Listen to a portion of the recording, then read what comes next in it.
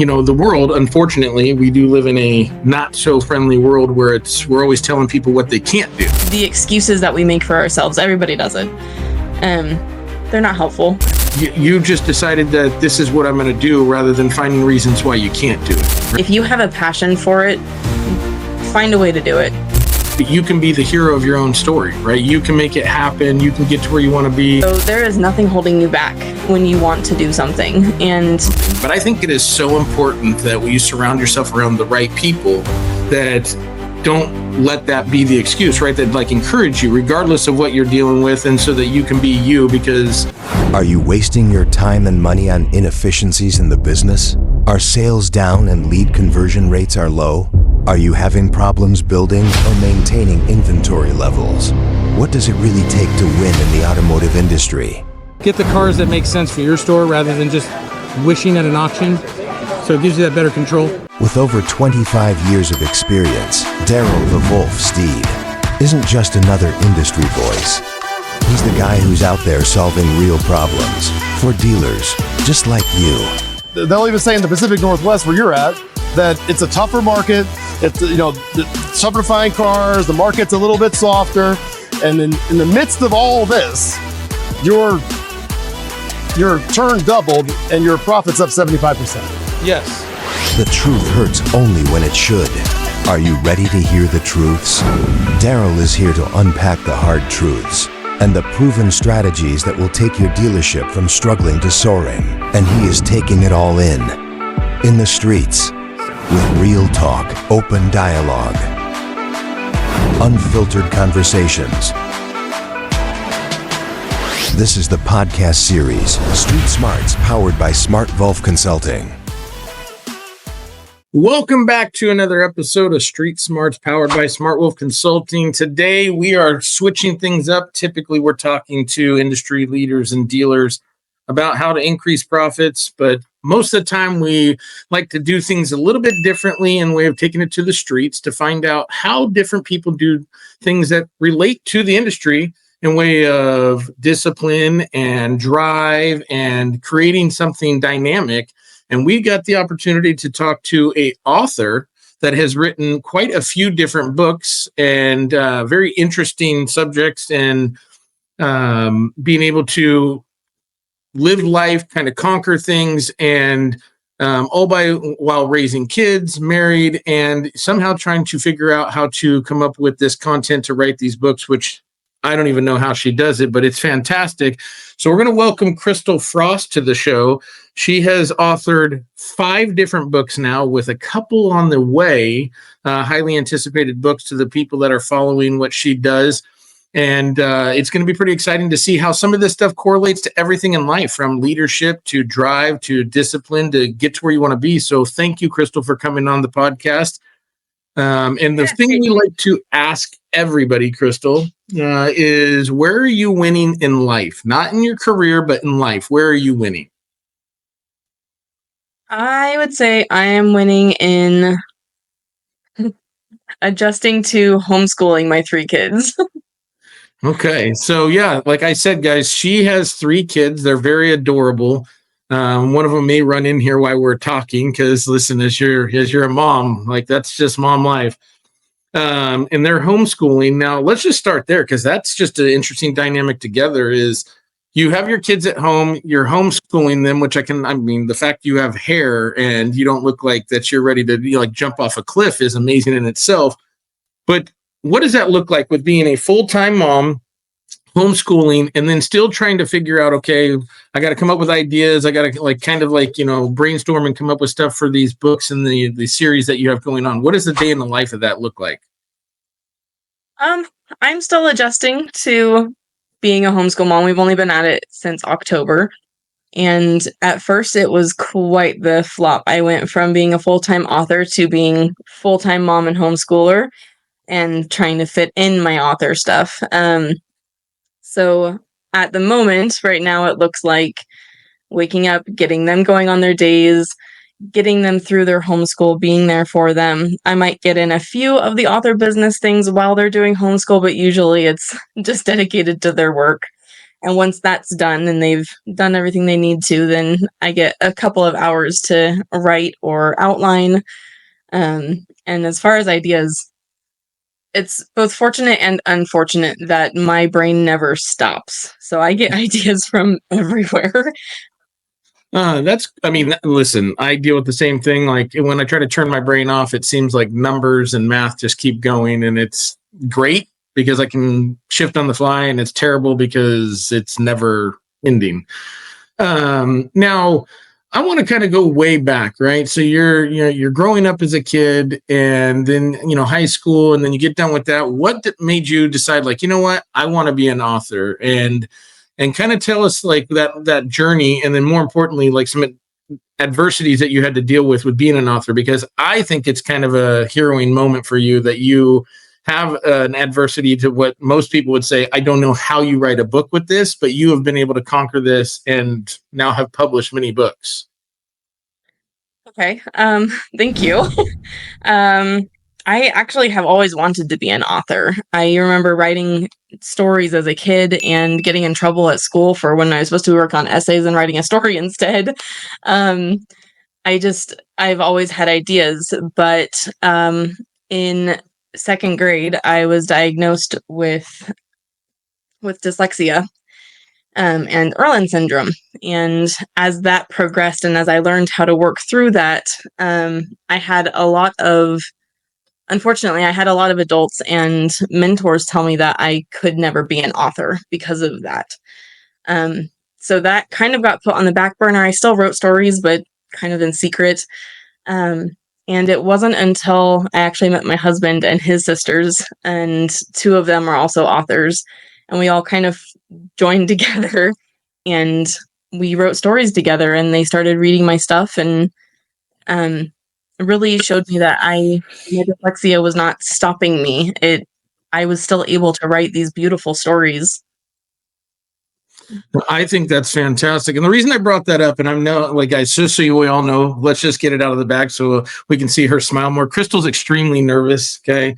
I'm being on this podcast. But the reason I wanted to bring that up, Crystal, is, I know that you had that they told you dyslexia and people told you couldn't do something. But I think it is so important that you surround yourself around the right people that don't let that be the excuse, right? That like encourage you regardless of what you're dealing with, and so that you can be you, because once you started doing that, you get your spirit, you get your energy, you get your drive, and it makes you the person you are today. And the world, unfortunately, we do live in a not so friendly world where we're always telling people what they can't do. So it's always a really awesome heroism type story, and seeing it in real life, not just on the TV movies. I've seen someone who's overcome that adversity when people were telling them they couldn't do it, and now are proving them wrong and continuing to have success doing it, while having a full-time job as a mom and then homeschooling. Because those who don't know, being a parent, and especially homeschooling, listen, I give her all her flowers. There's no chance. I strangled both my kids if I had to homeschool them. Is a job enough? But then saying, hey, you know what? I'm just going to go ahead and take this on, and I'm going to write some books, which, I think Audible is fantastic. I've read a few books, but man, to write one, I can only imagine. I tell people all the time, when I was in high school and college, my papers, my essays looked like a crime scene. There was more red on that thing than there was black, because if it wasn't for Grammarly or some kind of like editor, I would never be able to write any sentence that was legible to anybody. So the fact that you have overcome that and you've come up with some good books, I actually did read one of them. It is not quite where I would be in the world of like stuff I would read, but I will tell you it was extremely well written, because I did not struggle reading through it.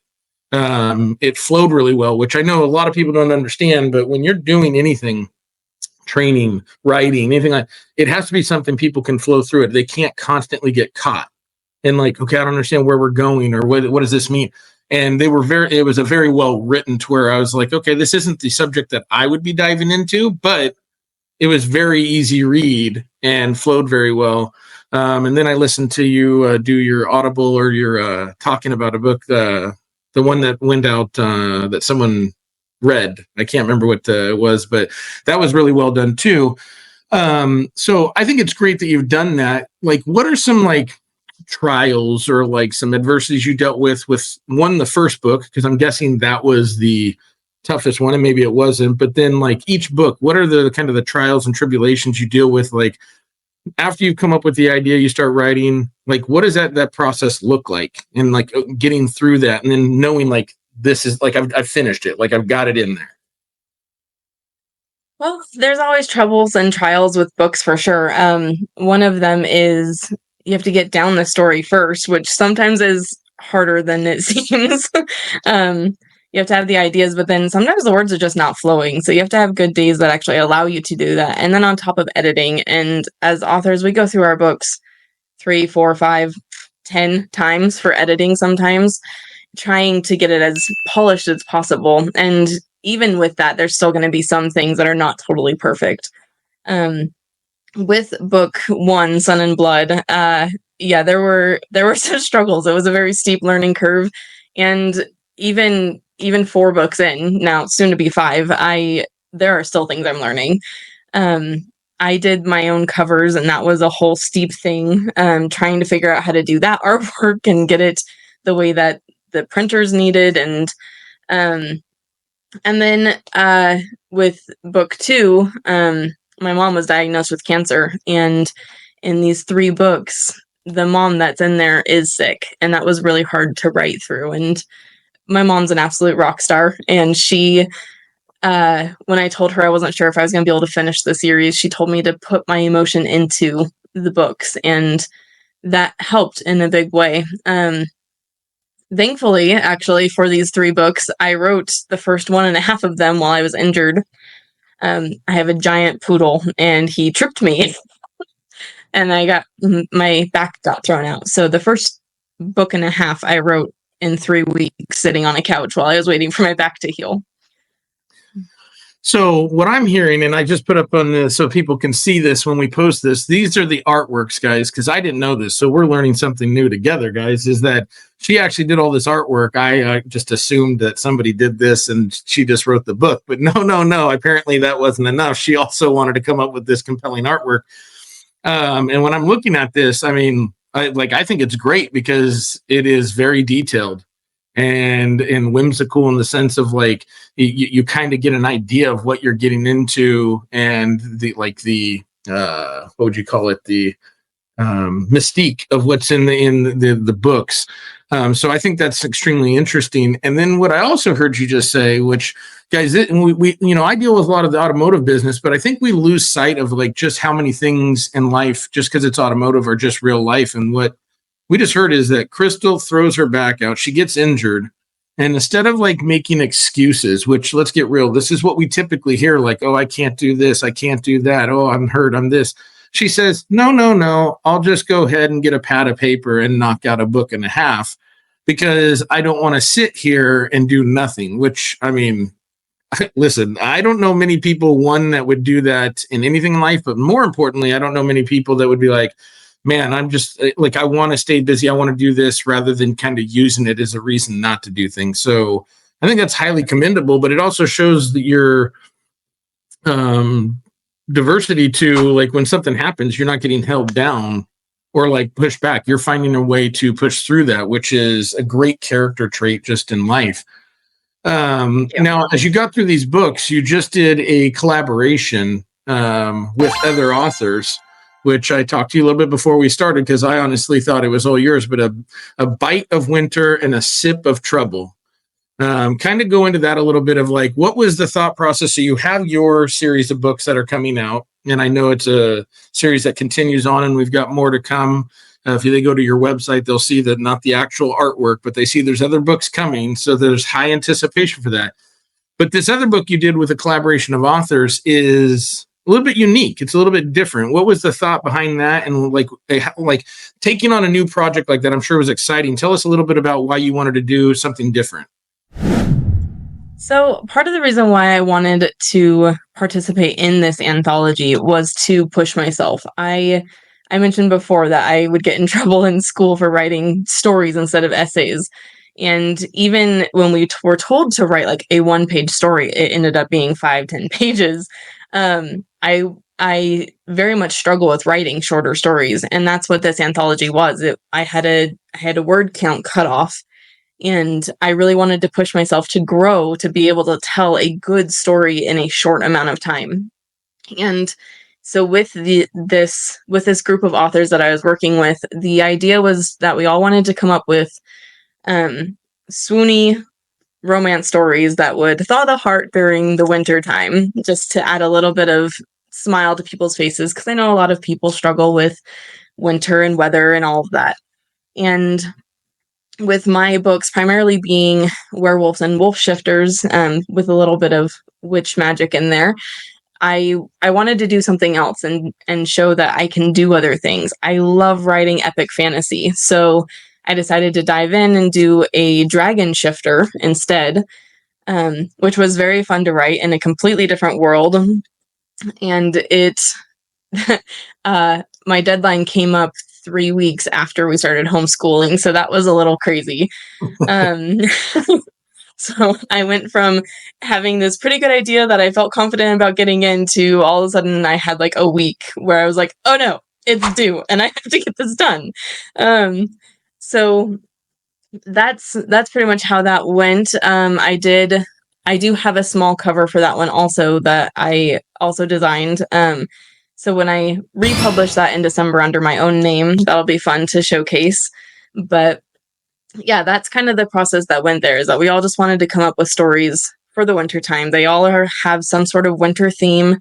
Some of them they're all fantasy based. Some of them have wolf shifters. Mine has dragon shifter. There's one that has fairies. I think there's one that has a witch.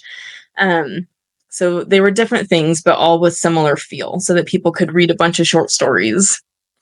So I think that's really cool to do short stories. I remember way back in the day, and we won't date myself too bad, but like reading short stories and like Chicken Soup for the Soul, like type books, which were short stories, which very different, but it was just that quick 15-minute read or 10-minute read, like just again, like you said, to kind of give someone something different.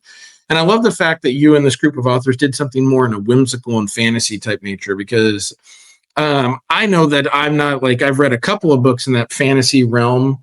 I like different subjects, but I'll read just about anything. But I know that that's a big following. But the ones that you've done on your own, and this is more of a curious thing for me, like, is this something that like you were a big fan of that big movie series that like, you know, everyone associates like werewolves to, or was this something that you were always like, that you liked that fantasy world before that came out, and it, you know, it's a different type of thing? Like, how does it relate to, you know, what everyone kind of associates to that movie series? I think I know what series you're talking about, and I actually get really frustrated when my book gets compared with it, because I think everybody compares everything to the Twilight series, right? If you say werewolves, they just immediately, or if you say vampire, like they immediately just go right to that because it's the biggest thing we saw, right? It's not, it's not something that like, it was so overhyped or hyped in the publicity side that they were so like, oh, if you hear that, you're like, oh, is it like this? And that's why I wanted to ask you, because I don't think that yours are anything like that, but I know people tend to make that comparison because that's all they've ever heard of. Yes, they do, because it's still in the same paranormal urban fantasy type genre. And this trilogy that I have out does not have any vampires in it. So it's strictly werewolves with a little bit of witches, as I mentioned before. But I do have a lot of people come up and ask if it's similar to that. And as far as being a fan of the genre, I love paranormal. I think urban fantasy is super fun. There's so many different races in paranormal beyond just werewolves and vampires and witches. Like even ghosts and angels and demons get thrown in there. And there's so much you can do with it, whether it's in our world or a separate world. So it's a very fun genre to write in and to read in. And when Twilight came out, I read through it. As a high school student, but it's never been one that really I'm not a huge fan of it. I know others are, and that's fantastic. Everybody has their own things that they love. So when I wrote this one, it was more of wanting. It's hard to find wolf shifter books that are a little bit more appropriate and clean. They tend to lean toward the animalistic side and a lot of violence, a lot of lust, and I wanted to write something that my kids could read. And my oldest, who's 13, absolutely loves this trilogy. Well, and that's kind of why I wanted to ask you that, because anything I've ever seen in the whatever werewolf realm or whatever it is, like, it's that dark, it's that violence, it's the the what we typically see in the Hollywood version of and I'm not saying it's good or bad. I'm sure there's a place that people are like they love that, but to have something to where anyone can connect to, kids and adults, kind of reminds me of another great series, right? Was Harry Potter, right? When that came out, is you could be an adult and read it, and you could be a kid and read it, and it was equally as enjoyable both sides. And maybe you liked the movies, maybe you didn't. I loved them. I thought they were really cool and just adorable. But I liked the books because it was complex enough for an adult to read and be captivated by it, but it was simple enough for kids to read and obviously have a little bit of challenge. And so the fact that you kind of went down that road of let's make something everyone could engage with rather than very specific audience, I think is just kind of a testament to keeping your audience open, right? And being broad in the sense of I don't want a narrow focus. I want anyone to be able to enjoy what they're reading, especially kids. Because if we can teach our kids to, or I shouldn't say teach them, but encourage them to read, we all know, or we should know, if you read more, you're going to be smarter, because they have proven when you read more books, you're going to be smarter. This is why I'm like a knuckle dragger caveman. Okay. I don't read enough books. But I'm on my way. Okay, I'm educated. I'm moving from Audible to books as I get older. But Audible is great. Listen, I can crack a book in a couple hours of driving around and doing what I do, which is fantastic. But I still don't understand when I read certain words. I'm like in a book, I'd always highlight it, right, to go back and learn what that word was. If I didn't know. In Audible, I'm like, I try to remember that word, but if you're driving and everything else, you're like, I heard it, but now I can't remember which one it was. Now you also do some other interesting things, because I want to kind of highlight you and because I have no problem saying I'm a huge fan of yours and everything that you do, because you're living it, you're doing it, and you're just kind of conquering things as it comes. Is that you've been doing it for quite a few years on your health journey, but I'm a big advocate in the way of doing health and keeping your body and health, or being moving and working out, because I think when you do that, it just starts your whole day, and it starts to where you become successful, and it does that. But you've been doing a lot of challenges and working out, and I see your videos and your little shorts and things of that nature, and kind of talk about why you jumped into that lifestyle. You wanted to be active, you wanted to be healthy. I mean, you guys have a little baby gym in your house where you guys are working out. And then I just recently saw that you you got your husband making goals now and everything else. So it's families that work together, stay together type of thing. So where did that start, and how does that really drive you and everything else in your life? Because that's kind of how you start your day, right? Yes. So I, as a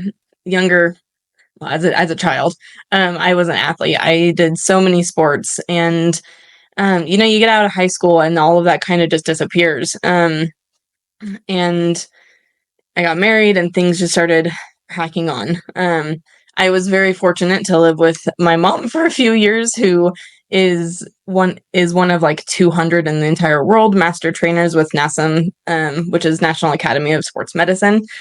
And so through living with her, she kept me eating well. And then I moved out and got married and had no idea what I was doing. So had to figure that out on my own. And when my youngest was born, just a couple months after he was born, I decided to follow in her footsteps and get my certified personal trainer certification. And from there, I just kind of slowly have been helping those around me. And it was partly also to help myself and try to understand how to be healthier. And then through that, it's been a crazy journey of learning about hormones and as they go crazy and trying to realign them and blood sugar. And this last summer, I was diagnosed with hypothyroidism. So it really has been this huge roller coaster of learning how to work through all of these things. And in doing that, my hope has always been to be able to help other people through those things. And the only way you can do that is to share your journey. If you keep it all to yourself, you can't really help anybody. It's through experience and through speaking and sharing that we get to do that. And yes, I do start my day with workouts because I need it for my sanity. Everybody knows that workouts give you endorphins. What is that? Legally Blonde. She says endorphins make you happy. They sure do. So that is one of the biggest reasons I work out, is literally for my mental health, because I have a much better day if I do that first and get those endorphins in. It also sets me up with a sense of accomplishment and like, hey, I did that already. Also, by the end of the day, when I get home, I am home. When I get done with all the homeschool and the authoring and cooking dinner, I'm exhausted. I don't want to work out. So if it's going to happen, it's in the morning. I think that's great. Like, you'll see a lot of they're authors now, but they were really just like key figures, and then they like wrote a book about something, so now they get noted for that. But like, you have like you've got the Navy SEAL guy, Goggins, and then you got Jocko, and they say you wake up in the morning, right, and you take that time and then you work out. Everything makes your day better, right? It gives you the endorphins. And it's not always easy. So I don't want anyone to think, I'm sure Crystal will bob her head as I say this, is sometimes working out is not fun. Okay. It is one of those things where as you're doing it, you're going like, oh man, why am I doing this? Like today I got up and I'm like, okay, it's a run day. So I'm like, I'm going to get on the treadmill. I'm going to warm up, then I'm going to run. Well, I've been walking like, I don't know, we went on a trip in probably like 15 to 18 miles a day. I mean, it's been like, my legs are cooked. So when I tried to go run, my body wasn't having it. It said no. So I had to adjust to a different exercise because I'm not going to not work out. But my body said there's a hard no on running today. And so, but you still want those, because then now, like you said, I'm not saying people don't do it. They can't do it. But if I'm at 8:00 at night and saying, okay, now I got to work out, I have no problem saying, for me, and I've heard from a lot of other people, I'm going to find a lot of reasons why I can't get it done. But if you wake up in the morning, the only thing that's facing you is the excuse, and I know that you have it in your house, I have one in my house, is there's no real excuse. I have to walk down some steps, right? Like I don't have to get in the car and go to a gym, so it's just me. But it also makes it to where you feel more accomplished, because if nothing happens that day, you at least did that, right? Like you're like, I got that and I kept myself healthy. And that sense of accomplishment. But I know that like you've been like, you're super excited. You're a little bit more of a morning person than me. I'm morning, but like you get super jacked up. Oh, she says, no, I'm faking it. I see you like you're making a shake and you're all pumped up. I'm like, man, I don't know if I could get on camera. Again, it's another thing. I see you and like this. I'm like, man, the last thing I'm trying to do is be like, yeah, let me show you how bad I'm suffering out here, like doing squats or leg raises or anything else. But I think it's kind of a testament to, like you said, like when you moved out, right? Your mom gave you kind of the roadmap, which, great that parents, like, when you have parents that give you a roadmap so you like know what it looks like. But then you move out and you realize, okay, I know what it looks like, but maybe I wasn't ready to know how to get there, right? Like I've got a blueprint, but boy, this looks a little bit harder to read than I was expecting. And then you're navigating that, and then you have kids, and that's a whole whirlwind of like, welcome to real life. And you guys have more than one, right? You have 3, which means you're outnumbered. So there is no like, okay, we got a one-on-one thing. No, it is like herding cattle now, right? Like we're just trying to keep them all in. So, but with all that said, is like, we hear a lot of people make excuses. We hear a lot of people like, well, if I would have done this, or if I could do this, or and you're just saying, no, this is what I'm going to do. Like you're not making excuses. You're kind of doing that. And like I've seen your kids work out and your husband work out, and like now you're having success and with writing books and even self publishing, because you want to make sure that you can keep doing it. And I think that's really unique when we think about like just like with Street Smarts, is like looking in the streets or looking in real life and seeing how we kind of make that work for everybody. Is you just decided that this is what I'm going to do, rather than finding reasons why you can't do it, right? You're always finding the reasons why you can. And I'm sure, like we're looking at your office, by the way, that's not a screensaver, guys. That is her office. And I'm sure if we panned around, okay, like mom life she's got kids, she's got but she's still making it work, right? And I think that's kind of one of those things where we have to look at it and go, when we think about it, Crystal's kind of that inspiring story of, are we finding reasons why we can't do things? Or are we telling ourselves like that you can accomplish it? You just have to start. That you have to start today. You got to start every day. And no one said it's going to be easy. Okay. I am sure that when Crystal wrote her first book, why she was laid out and her back was up, that she probably threw away 6 legal pads of paper as she was going through ideas. And like, it probably looked like one of those movies where it's crumpling it up and that's not good. And that's not good. And she eventually got it. But I think it's great to see where you started, how far you've come. And then like, I mean, I'm curious, like what comes next, right? I mean, it feels like this is just the beginning, that like you're just hitting your stride. So what's like Crystal's big dream? What's coming next? Where does life take us from here? Oh, I don't know. There's a lot. And we're hoping to be moving here in a little while. So that's going to throw another wrench into things. But as I do, I just keep going. So as far as book-wise go, I have actually another anthology coming out in June. And then I have a Headless Horseman spinoff coming in, I believe, October, which that actually is insider information. I'm not supposed to share that yet. And beyond that, I have so many ideas. I have some more books that are related in the Sentinel Rising trilogy. I have another 10-book series that I'm slowly outlining and plotting. Did you wait? Sorry, did I just hear you say, like, on top of all these little things, these tiny little projects, that you have another 10-book series that you're dabbling with right now? Yes. Okay. I mean, because like, why make small goals when we can make goals that just seem absolutely crazy? Okay. All right. I mean, I love it. I mean, but she's like, look, I started with this little small 5-book series and then figured, I mean, what's 5 when you can do 10?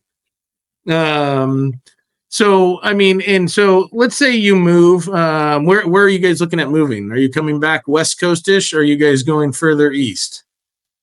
We are looking at moving a little bit north to be closer to my husband's mom. Okay. All right. So if you decide to move, right, and then you guys will figure that out. But so you've got authoring and you've got your family. Like, is it someday like you're teaching? Is it you're just going to be an author? Like that's what you want? Like that's where you're going to be, and then all of a sudden we're going to be like, we saw her back when she was just like getting in her stride. Like what does that look like from now? Like what if you could paint it out? Where do you want to be? Like with your family, your career? Like what's your big goal for this? My biggest goal is to continue writing, partly same with working out. If I don't write, my ideas and the characters and voices in my head go crazy.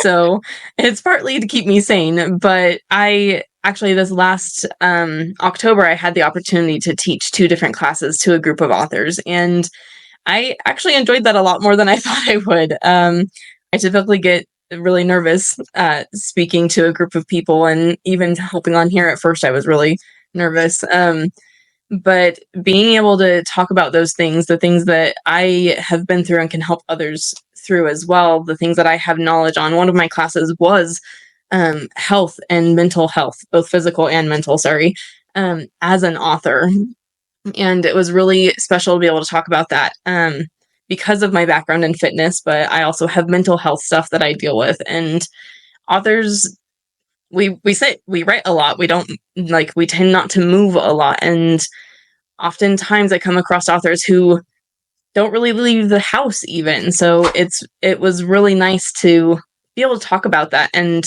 I enjoyed teaching it a lot more than I thought I would. So if I could continue teaching that along with writing, and go through conventions and be able to teach there, that would be wonderful. No, I think that's great. Like you said, like being able to show like, different dynamics, right? And trials and tribulations, right? When you talk about that and then you're educating people to it, right?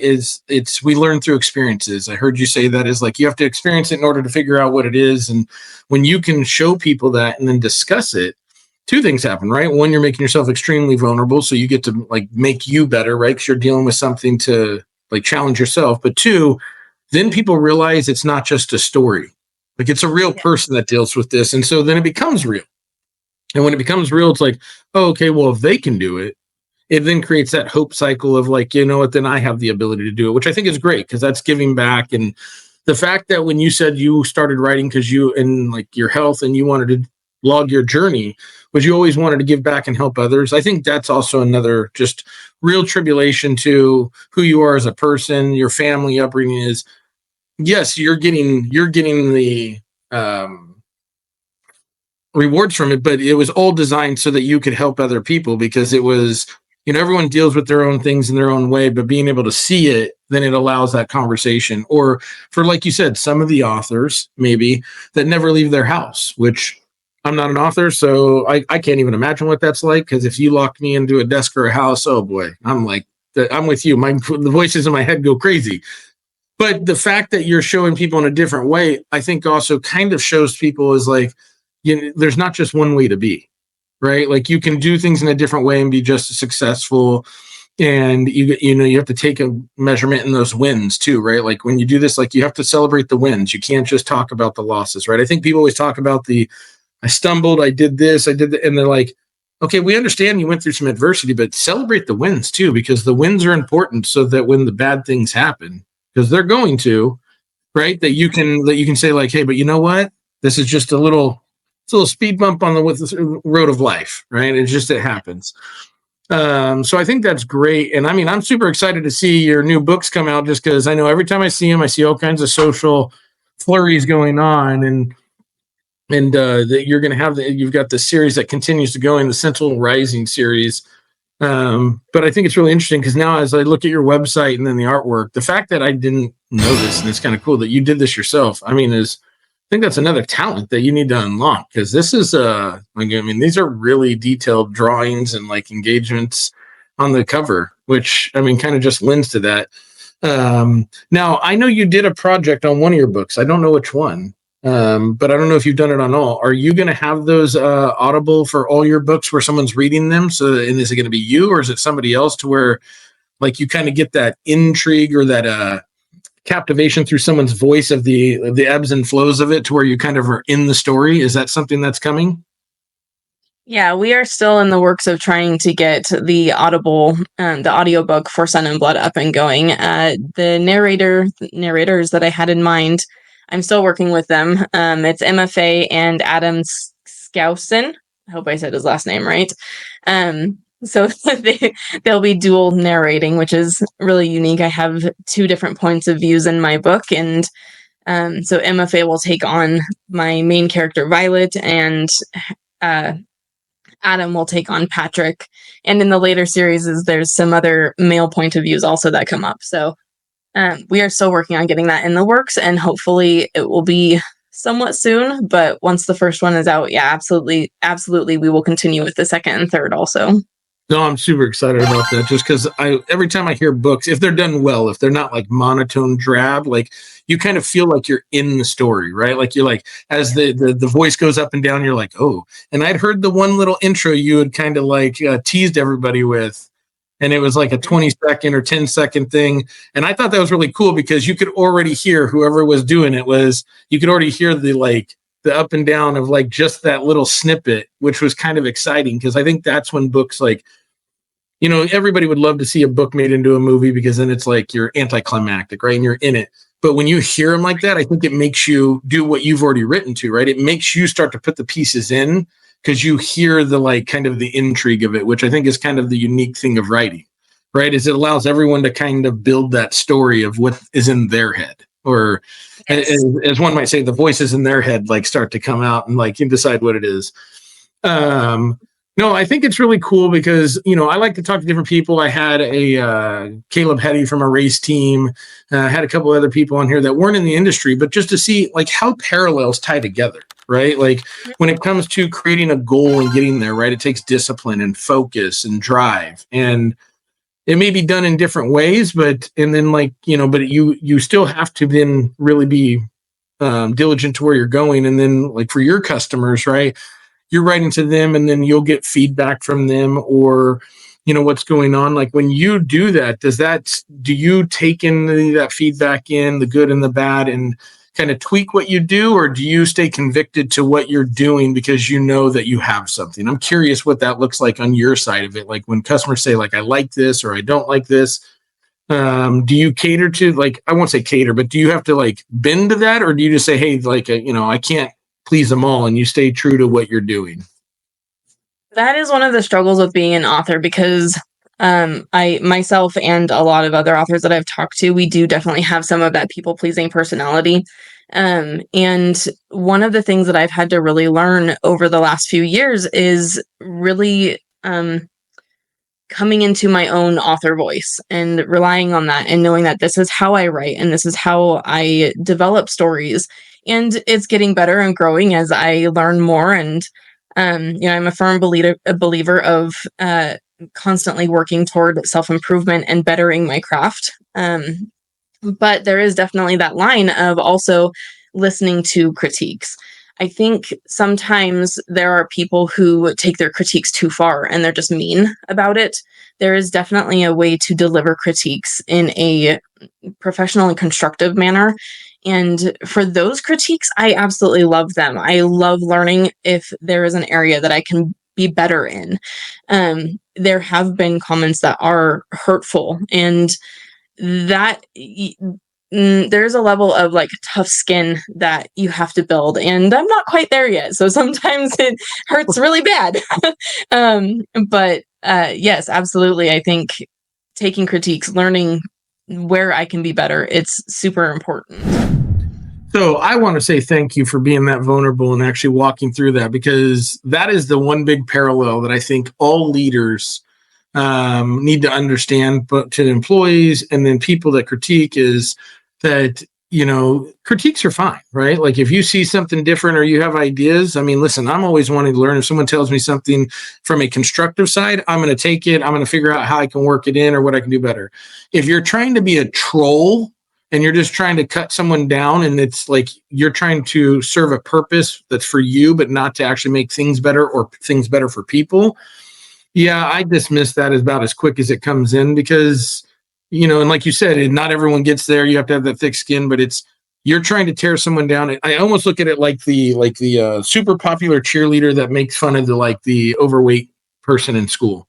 It's like, you have everything. You don't need to go tear down the person that's already dealing with something to make yourself feel better, but they're dealing with their own thing too, right? Is if you want to tear people down, I don't have time for you, right? But if you want to help me or you want to give me something, it's great. But I think a lot of leaders, managers, publicists, people like that when you give comments, you have to understand who you're dealing with, right? Like in their personality, right? Are they there yet? Do they want to direct and right to the face? Or do they need to be a little bit more, I don't want to say coddled, but like just eased into what you're going to discuss? Blow. Yeah, like because some people are perfectly fine taking the criticism, but you have to deliver it in a different way. You can't just like, hey, by the way, that sucked. You can't just drop it on them like that and think that that's going to like do well. And so it's interesting to hear that it's very similar to what you're dealing with, because you're like, hey, look, I want to learn. I want to get better. I want to like continue to grow. But you have to learn that kind of temperance of, I'm not also going to have you tear me down, because like, to me, I wouldn't even know what to critique you on. I mean, you're writing a whole book, more than like 10 pages. Like, what am I going to tell you that's going to make you better? Like, so I also think it's interesting when you see people, like, whether they're fans or people that are reading and going, I don't like this, and they say things. I'm like, I would love you to get a pen and paper, right? It's also that kind of weird thing of, can you do what I do?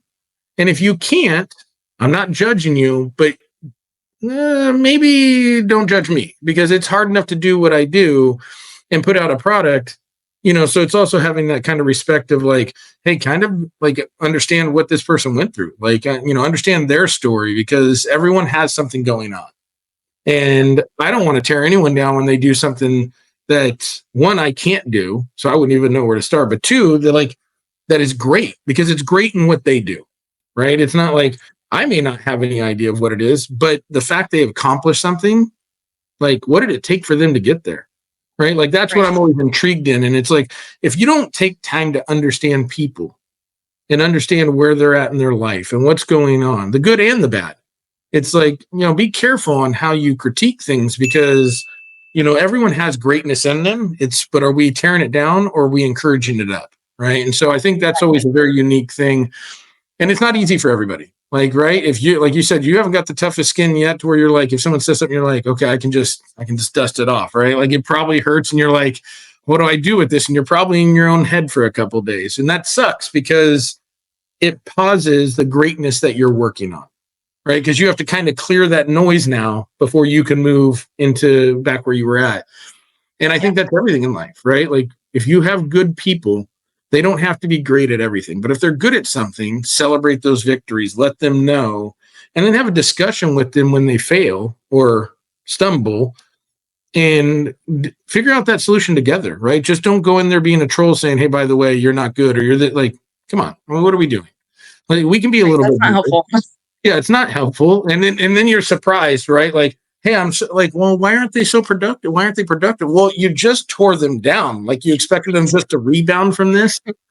And I think that goes with kids. I think it goes with everything in life is we don't have that second thought. Like I'm a big component on teaching the second thought, right? And everyone says it's always first impressions. Well, maybe not, right? It's the second thought of like, if I said something, what's the question or the thought behind it? Like when I say something, what am I intending on getting from it? Have I thought about the secondary response? Because if I say something, someone says like, oh my God, like, that's not what I expected to get.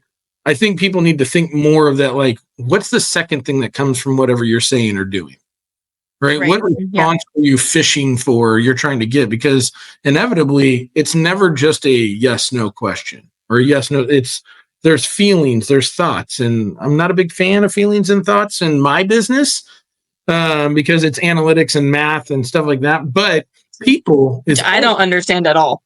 Yeah, listen, this is why we stay in like, listen, we admire from afar. But when it comes to people, though, it's all thoughts and feelings, right? And if you have to deal with people, you're not dealing with people so much in the sense of like directly, but you're dealing with them like getting them to engage and getting them to fall in love with what you're doing. And that, well, you have to like, again, there's thoughts and feelings. You want to provoke those in a positive way.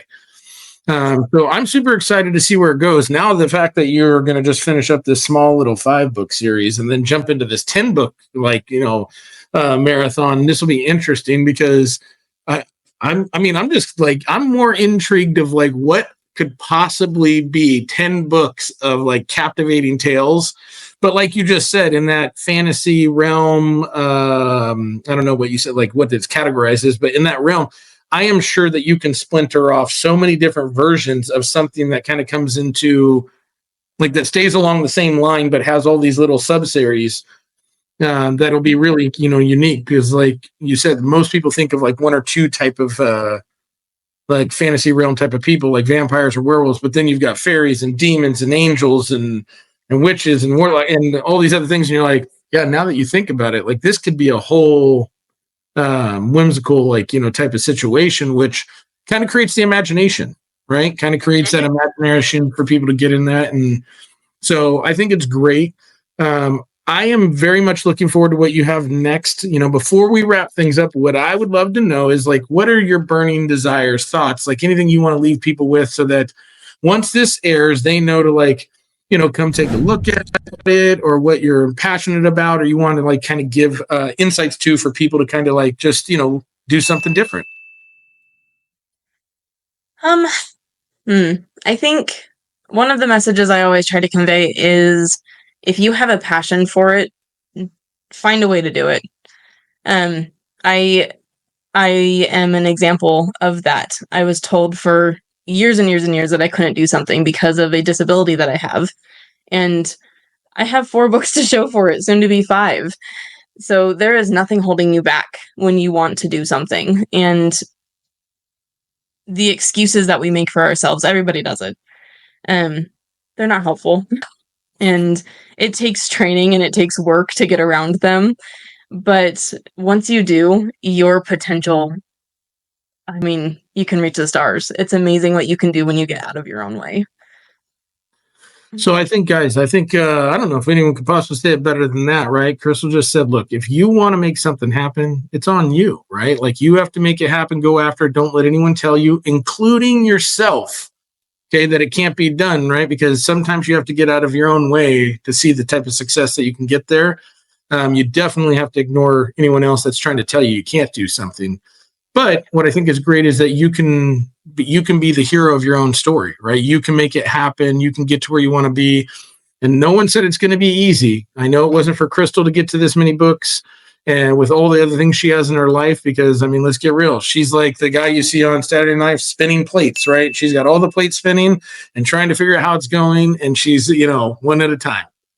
But, when we do these podcasts, we want to introduce you to new people. We want to introduce you to things that can help you in the industry. And I think hearing Crystal's story and seeing the adversity that was challenged with just in life and everyday life is kind of a success story of understanding you can do whatever you want to be. You can be successful, but find what that is and make that commitment to it and then actually do it, right? Don't talk about doing it. Don't think about doing it. Actually get in it, start doing it, and understand that you're going to have some bumps along the way. But the only reason you're going to fail, complete failure, not small failures and keep going, is in the event that you give up or you tell yourself you can't, right? Because that's the difference. Crystal, I love having you on here. It's always a pleasure.